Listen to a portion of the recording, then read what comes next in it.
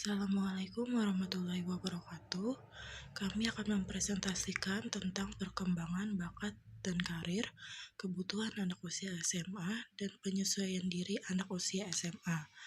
Mata kuliah Perkembangan Peserta Didik dengan dosen pengampu Bapak Dr. Haji Hamsi Mansur MMPD dan Ibu Wiwik Arista MPD. Kami dari kelompok 5 SMA yang beranggotakan Bangun Ramadan, Rahmanita Almira Fitri, dan Yaka Kusuma.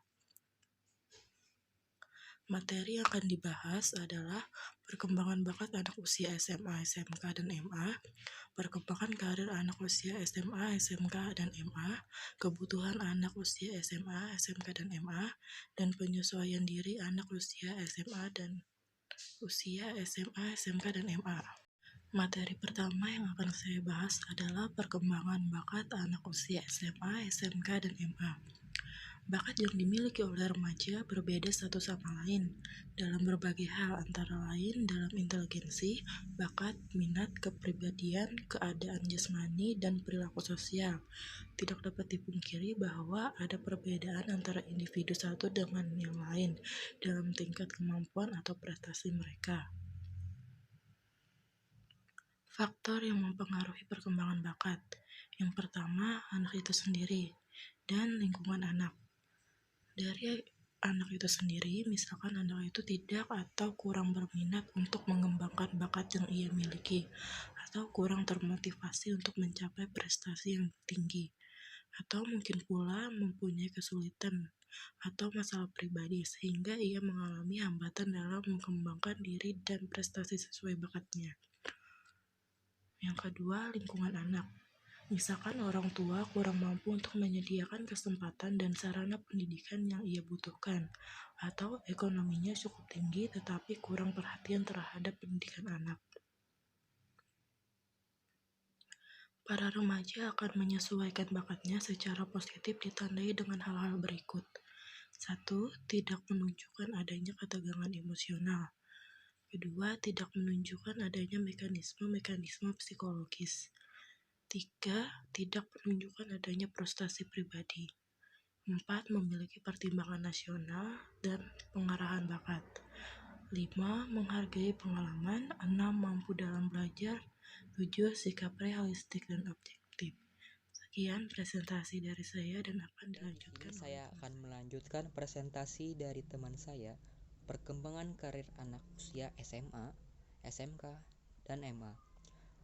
Perbedaan dalam aspirasi karir di antara siswa-siswa lanjutan atas ternyata terdapat perbedaan-perbedaan substansial dalam kebutuhan-kebutuhan perkembangan dan kematangan karirnya. Banyak faktor yang menyebabkan perbedaan ini, misalnya tingkat bantuan orang tua, latar belakang jenis kelamin, rasial dan konsep diri, perkembangan dan kesehatan fisik. Teori perkembangan pemilihan karir dari Ellie Ginsberg yang mengatakan bahwa anak dan remaja melalui tahap pemilihan karir yaitu fantasi, tentatif, dan realistis. 2. Teori konsep dari karir Donald Super. Di sini dinyatakan bahwa konsep dari individu memainkan peranan utama dalam pemilihan karir seorang remaja. Donald percaya bahwa masa remaja merupakan saat seseorang memulai membangun konsep diri tentang karirnya. 3. Teori tipe kepribadian Holland. Di sini dijelaskan bahwa perlu dilakukan sesuatu usaha agar pilihan karir seseorang sesuai dengan kepribadiannya. Misal, menemukan karir yang sesuai dengan kepribadiannya, maka ia akan lebih menikmati pekerjaan tersebut dan bekerja di bidang tersebut lebih lama daripada yang bekerja di bidang yang tidak cocok dengan kepribadiannya. Kebutuhan anak usia SMA. A. Teori individu pada umumnya. Menurut teori Maslow, kebutuhan itu tersusun dalam suatu hierarki. Kebutuhan yang tertinggi adalah kebutuhan realisasi diri. 5 tingkatan kebutuhan menurut Maslow yaitu kebutuhan fisiologi, kebutuhan akan keselamatan dan keamanan, kebutuhan rasa kemasyarakatan, rasa ingin dihargai, dan yang terakhir kebutuhan untuk mengembangkan diri. B. Kebutuhan khas anak usia SMA. 7 kebutuhan khas remajanya adalah sebagai berikut. 1. Dapat curahan kasih sayang. 2. Dapat diterima dalam kelompok.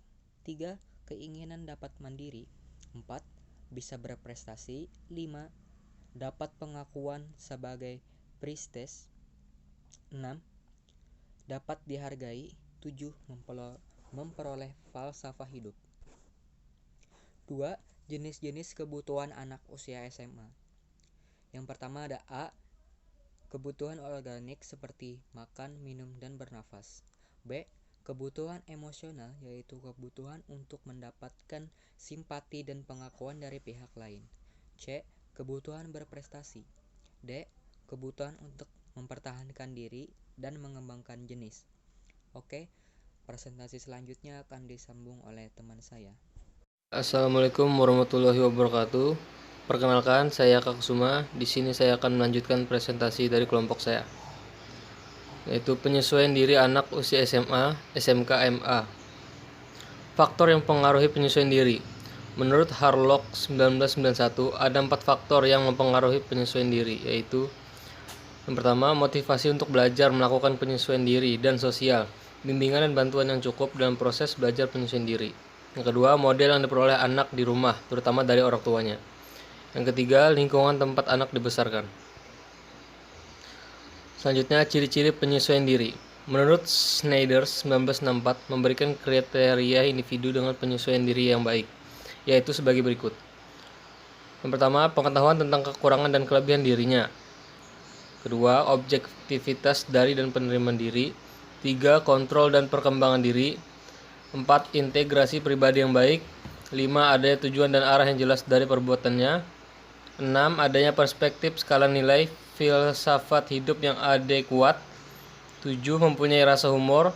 8, mempunyai rasa tanggung jawab. 9, menunjukkan kematangan respon. 10, adanya perkembangan kebiasaan yang baik. 11, adanya adaptabilitas. 12, bebas dari respon-respon yang sintomatis atau cacat. Selanjutnya, permasalahan dalam penyesuaian diri. Permasalahan penyesuaian diri pada remaja kebanyakan dipicu oleh sikap orang tua. Misalnya saja ada sikap orang yang sering melakukan tindakan penolakan terhadap anaknya. Apa yang dilakukan anaknya merupakan hal yang salah. Mungkin saja orang tua semacam ini tidak menginginkan kehadiran anak tersebut. Zakiyah Darajat 1983. Ada pula orang tua yang terlalu mengisolir anaknya untuk bergaul dengan orang lain. Hubungan orang tua yang retak, mengikuti tempat tinggal orang tua yang berpindah-pindah, penerapan disiplin yang berlebihan, kurangnya perhatian yang lebih, pergaulan bebas, frustasi dalam menghadapi konflik yang berat, dan masih banyak lagi permasalahan-permasalahan lainnya, sehingga membuat anak itu terkadang mengambil proses penyesuaian diri ke arah yang positif maupun ke arah yang negatif atau salah. Ya, sekian presentasi dari kelompok kami. Salah dan hilaf maafkan. Kata akhir, wassalamualaikum warahmatullahi wabarakatuh.